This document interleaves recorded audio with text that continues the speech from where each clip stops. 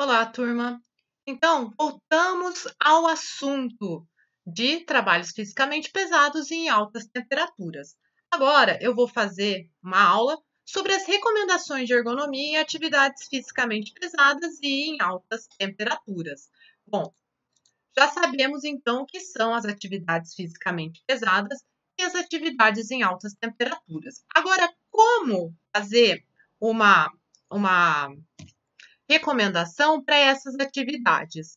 Primeira coisa, organizar o sistema de trabalho, de forma que a somatória do consumo energético nos diversos períodos de atividade, mais a somatória das pausas, não ultrapasse um terço da capacidade aeróbica dos trabalhadores. Nós vimos na aula anterior que uma pessoa ela só consegue realizar 33% da sua capacidade durante um período inteiro de trabalho. Então, é, essa forma de organizar o trabalho, fazendo com que não ultrapasse esse tempo, deve ser considerada. Em termos práticos, então, para ambientes não quentes, até 24 graus de temperatura de bulbo seco, o dia típico deve exigir dos trabalhadores, no máximo, 2.160 calorias, que vai ser o cálculo lá, utilizando a tabelinha de Lyman lá, para saber quanto que essas calorias gastas em cada trabalho. Bom, 4,5 quilocalorias por minuto multiplicado por 480 minutos, que é a duração da jornada de trabalho. Então, é equivalente assim, mais ou menos, eu gasto 4,5 calorias por minuto, multiplicada por 8 horas diárias, 8 horas, 480 segundos. Vai ser, então, o máximo que eu posso gastar.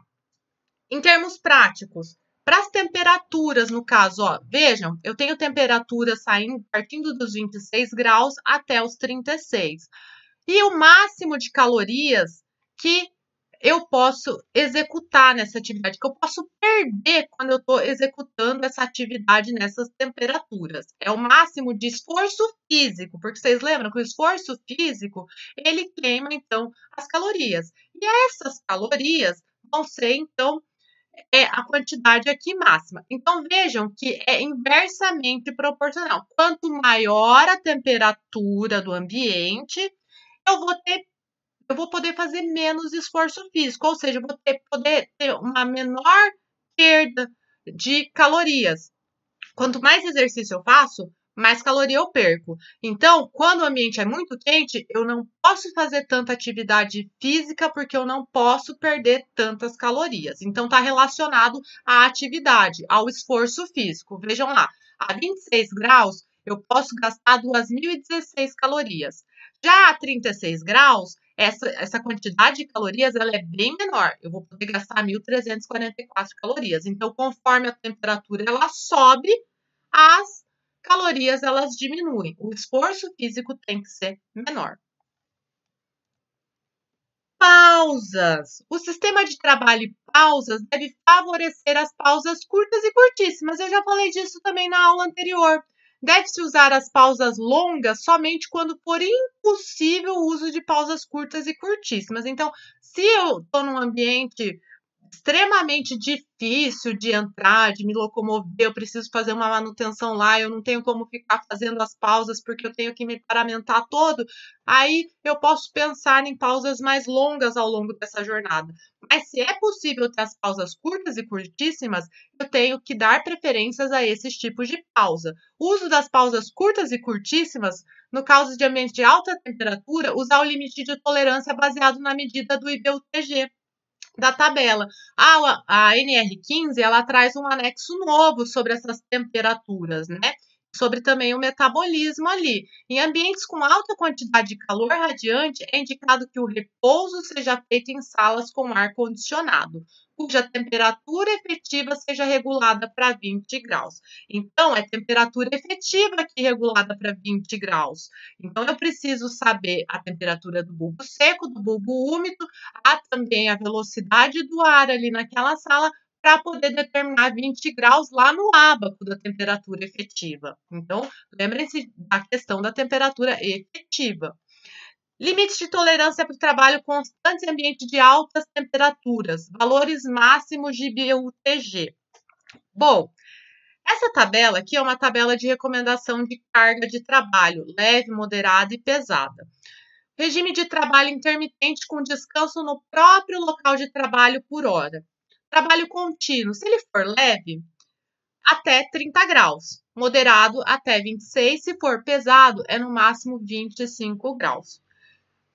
Trabalhos acima de 30 graus leve, de 30 graus,1 a 30,6, eu vou trabalhar 45 minutos e pausar 15 minutos para o descanso. Se a atividade for moderada, em uma temperatura de 26,8 a uma temperatura de 28, eu vou trabalhar 45 minutos e pausar 15 minutos. Para uma atividade pesada, 25,1 a 25,9 graus de temperatura, a mesma coisa, vou trabalhar 45 e vou pausar 15 minutos. Isso quando eu estou trabalhando dentro daquele ambiente nessa temperatura. No trabalho, então, com temperaturas acima ali leve, ó, entre 30,7 e 31,4, a moderada 28,1 a 29,4 e pesada 26 a 27,9. Eu trabalho 30 minutos e descanso 30 minutos. Em ambientes de extremo calor. Por exemplo, os fornos do vídeo da aula anterior lá das torneiras. Ali deve ter muito calor irradiando daquelas fornalhas, né? Então, trabalho leve, 31,5 a 32,2 graus. Moderado, de 29,5 a 31,1 graus e pesado de 29 a 30 graus, eu vou trabalhar só 15 minutos. É o máximo que eu posso ficar exposto a essas temperaturas se eu estiver realizando essas atividades. Então, eu tenho que ver ali se leve, moderado ou pesado, qual é a temperatura, e aí eu vou trabalhar 15 minutos e ter um descanso de 45. E o trabalho ele não é permitido, sob hipótese alguma, quando não se tem medidas de controle e as temperaturas estão acima dessas. Acima de 32,2 eu não posso nem fazer um trabalho leve. Acima de 31,1 eu não posso executar um trabalho moderado. E acima de 30 graus eu não posso executar um trabalho pesado. Então, o uso do IBUTG. Para trabalhadores não aclimatizados, reduzir o valor definido na tabela 2,5. Então, esse trabalhador ele tem que ser aclimatizado. Como que é feito isso?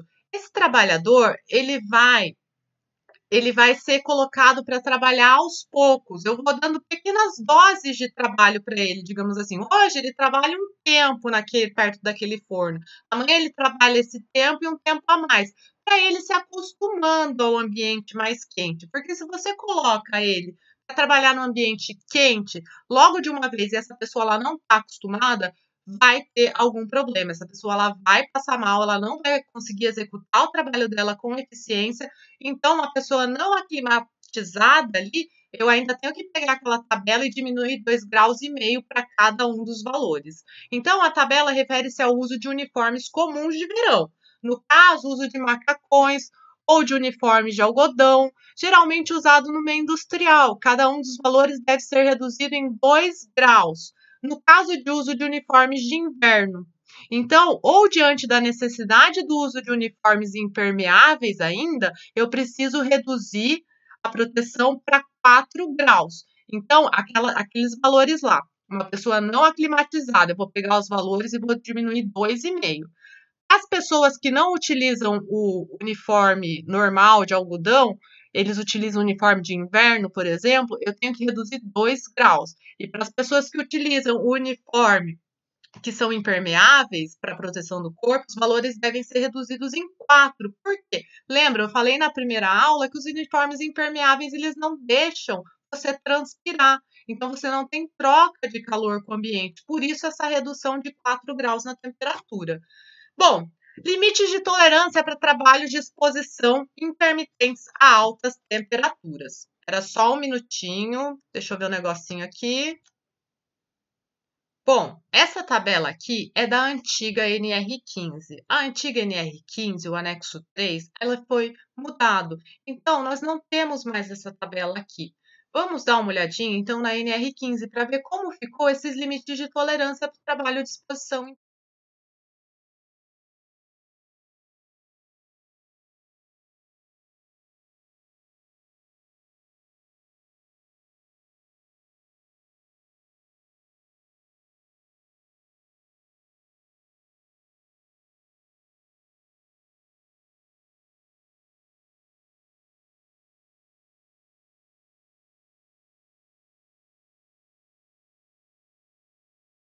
cálculo que eu falei para vocês na aula passada, que a gente vai aprender a fazer, é para calcular essas calorias. Então,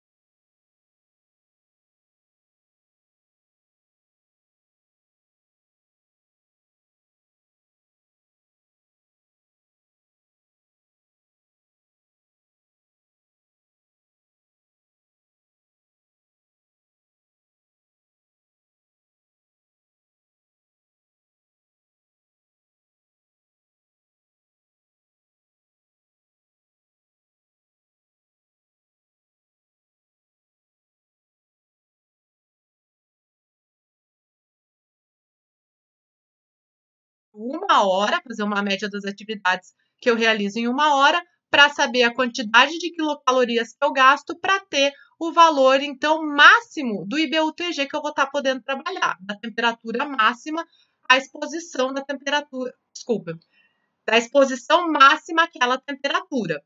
Bom, então esqueçam essa tabelinha aqui, né? Esqueçam, vamos já riscar ela aqui, ó. Vamos deletar essa tabela daqui do slide, porque essa tabela já está errada. E aí eu já mando o PDF para vocês certinho. E ali no lugar, então, vai ser o IBU-TG. O IBU-TG não, o limite de exposição vai ser, então, daí.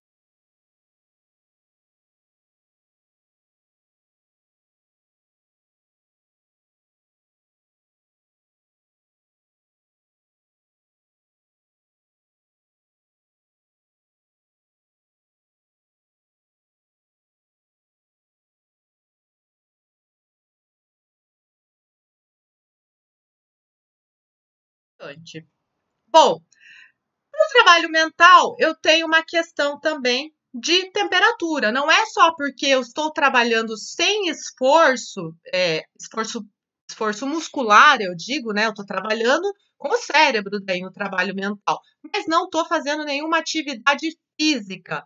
Então, mas eu também tenho a questão da temperatura. Até 30 graus e meio é o máximo que eu posso executar de trabalho, vão ser 4 horas. 31 graus, no máximo 3, 32 graus, no máximo 2 e 33 no máximo 1 hora. Daí em diante, há uma queda exponencial, permitindo-se um trabalho mental de apenas 15 minutos a um valor de 43 graus.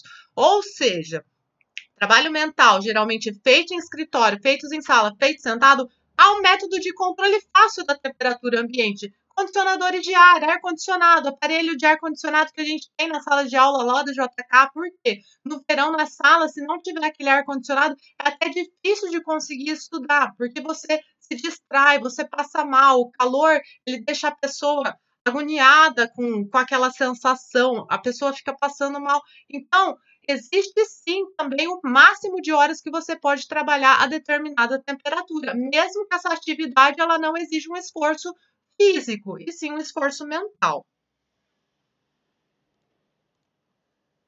Bom, terceiro item. Afastamento do homem da fonte de calor radiante. Se eu tenho um problema com calor e eu posso afastar essa pessoa daquela fonte de calor, é algo mais óbvio que eu devo fazer, certo? Certo. Pode ser realizado através do aumento da distância entre o trabalho e a fonte de calor. Então, se eu tenho essa possibilidade de afastar a pessoa desse calor radiante, é a primeira coisa que eu tenho que pensar em fazer.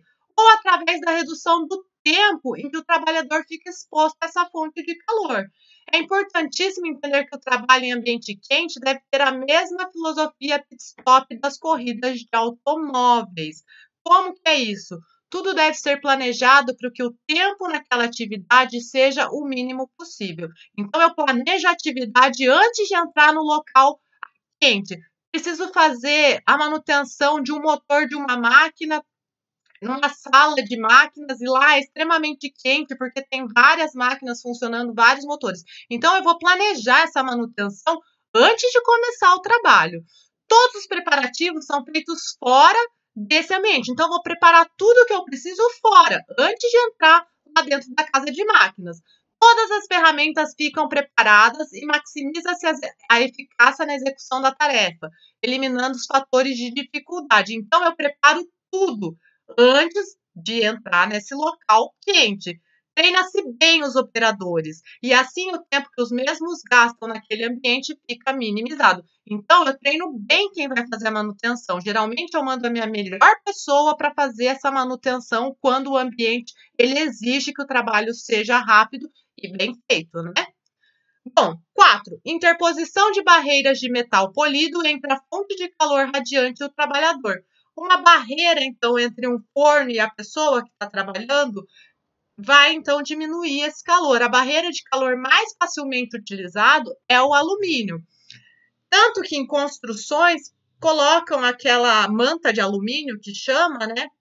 Entre o teto e o forro da casa, para quê? Para no calor a radiação do sol ela não entrar. Então, isso diminui o aquecimento, né? Mas também existe um controvés, né, nessa questão, porque quando o calor entra, ele também não consegue sair de forma fácil.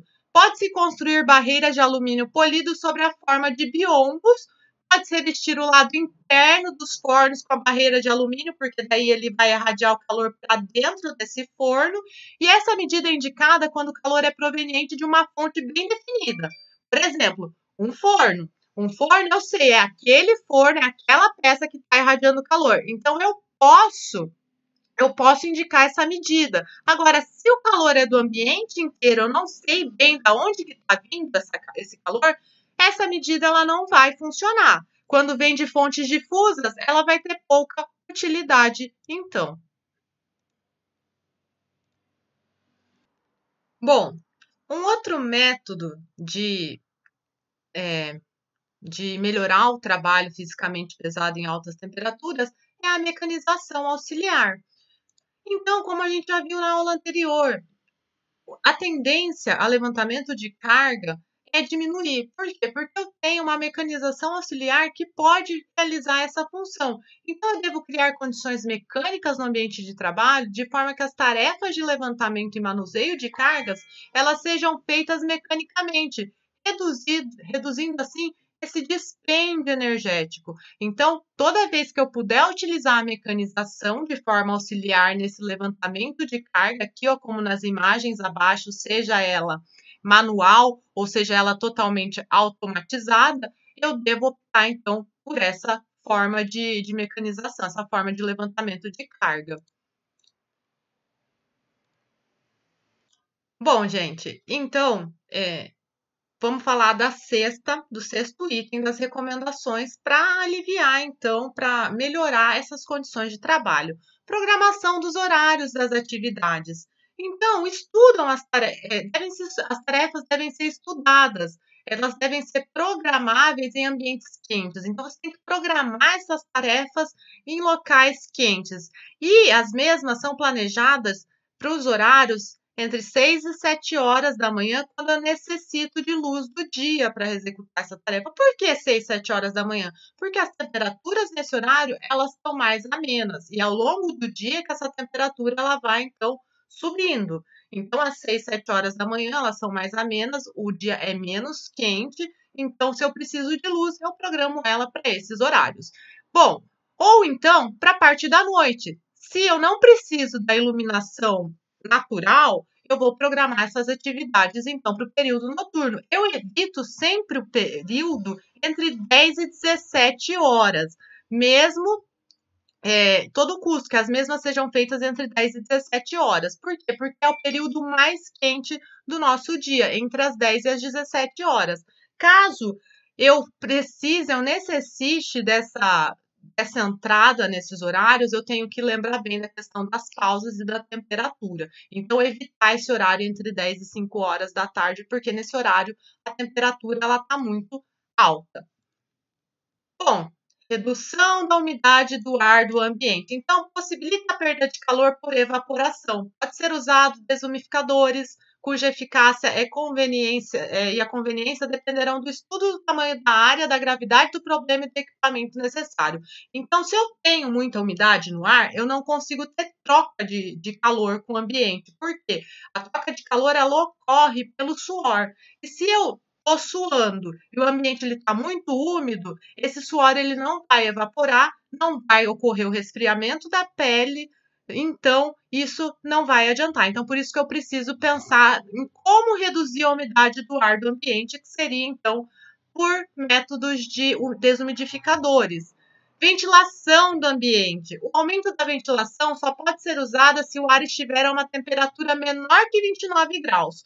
Por quê? Acima disso, a ventilação deve ser evitada. O aumento da ventilação também é contraindicado quando ocasionar mobilização de poeiras e fumo sobre o trabalhador e quando soprar sobre papéis e documentos fazendo voar. Então, vamos voltar lá no primeiro.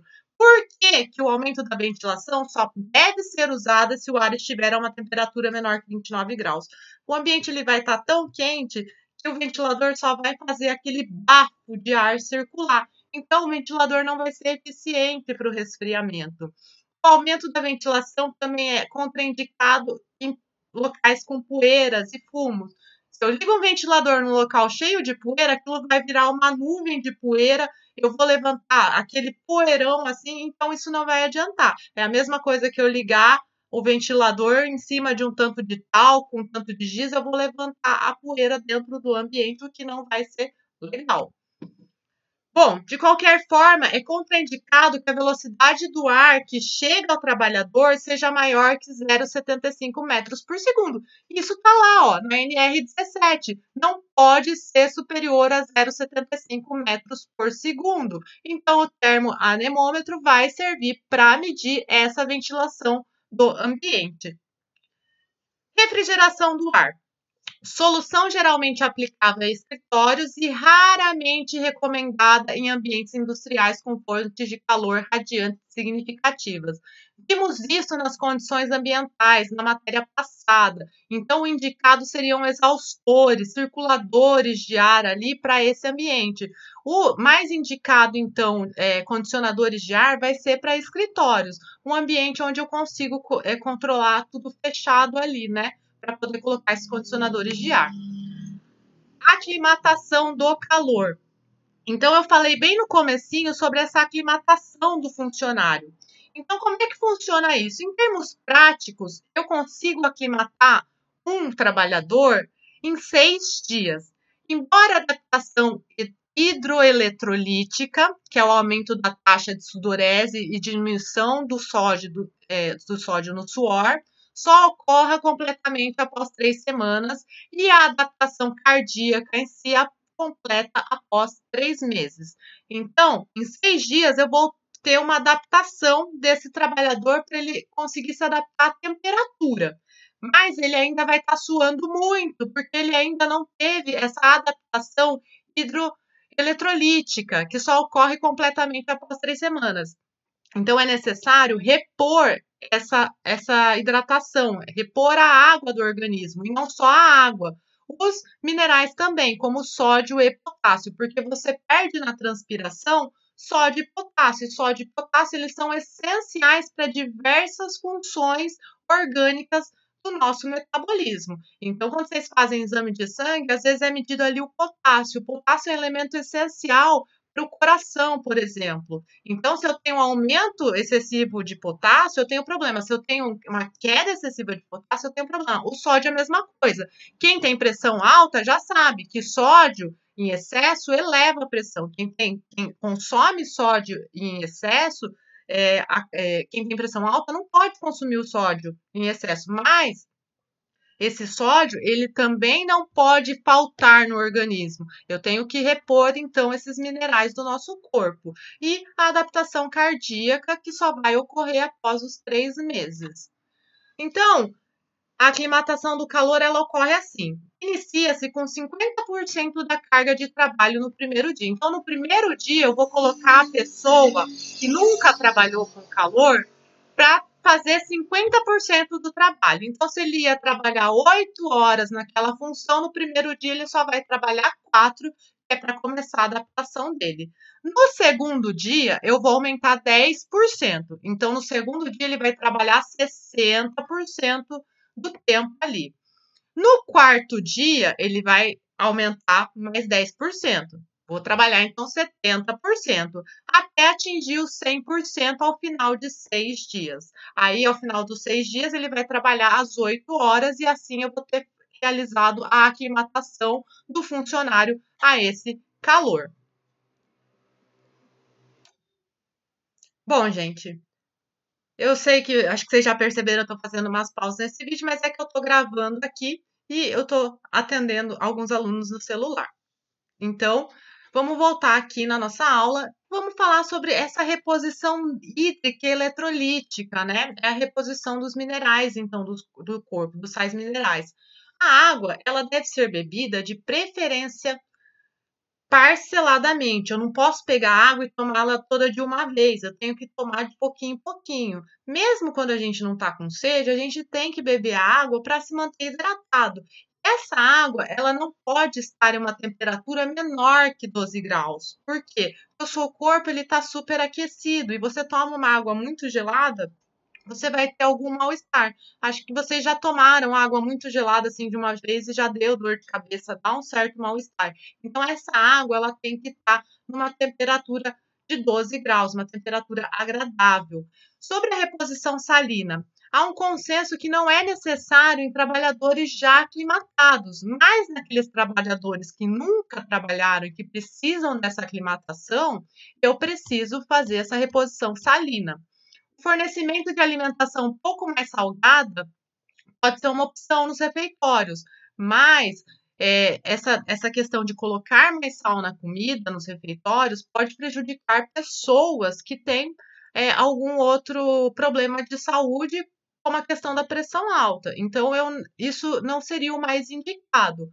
Ou então, o que seria uma indicação que é legal, é o uso de pipoca. A pipoca, você não precisa pôr sal. Ela, por si só, ela já tem esses sais minerais. Ela é naturalmente salgada. Por quê? Porque ela contém sódio e potássio na composição dela. Então, ela costuma ser suficiente para a reposição desse sódio no organismo.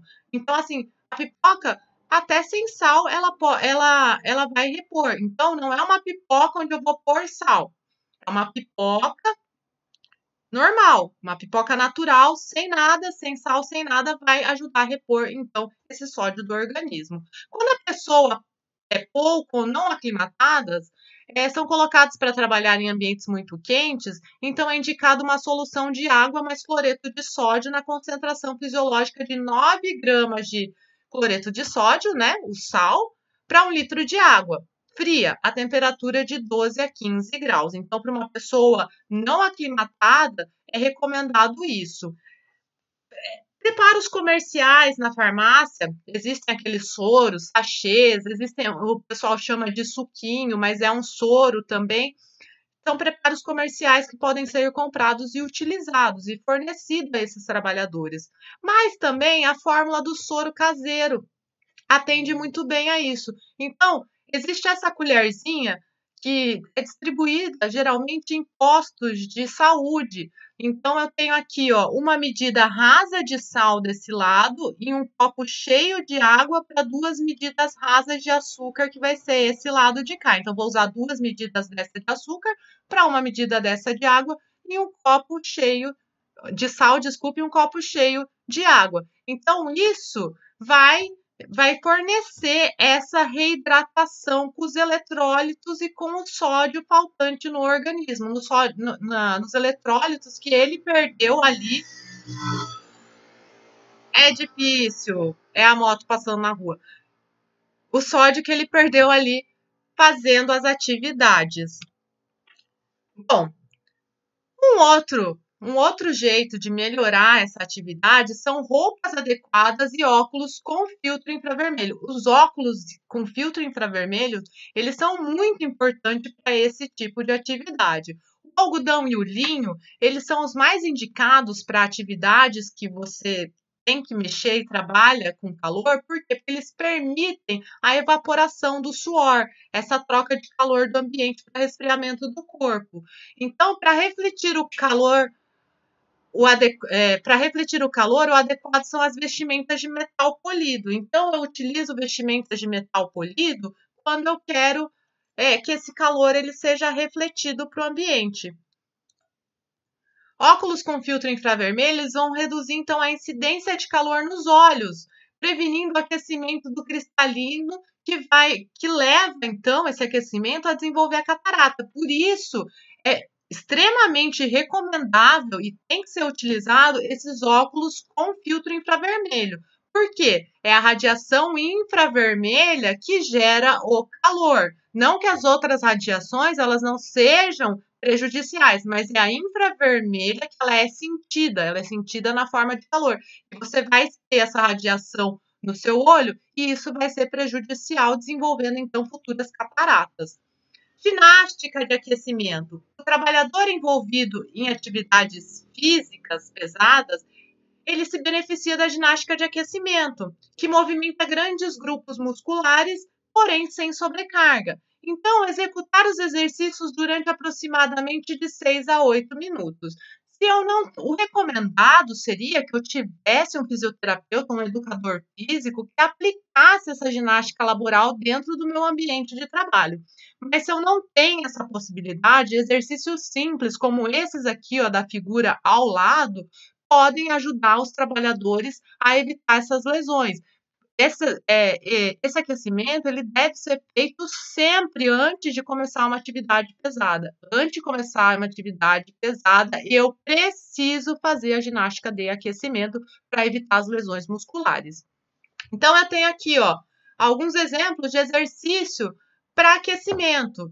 Como eu disse, o ideal, quem faz isso daí é o educador físico ou o fisioterapeuta. São eles que são habilitados para assumir essa função. Mas na falta disso, porque a gente sabe que nem todas as empresas contratam ou conseguem contratar, mesmo que isso seja uma recomendação, eu faço então os exercícios aqui, ó. Então, movimentação do pescoço. Eu tenho aqui a imagem de pé, com a mão na cintura, ombros relaxados, pés afastados, inclinar a cabeça para a direita, para a esquerda, para frente, para trás, para frente, para trás.